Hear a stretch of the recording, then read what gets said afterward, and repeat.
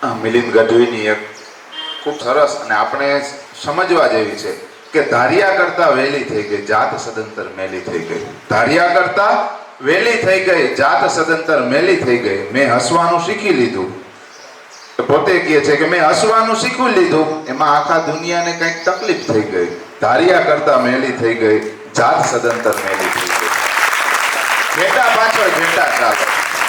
અત્યારે બધાને જો ઓલું આમ કરે છે, ચાલો આપણે એમ કરીએ. ઘેટા પાછળ ઘેટા ચાલે, સમજણ સાથે વેલી થઈ ગઈ જાત સદંતર મેલી થઈ ગઈ. બે ફળિયાએ પ્રેમ કર્યો હતો.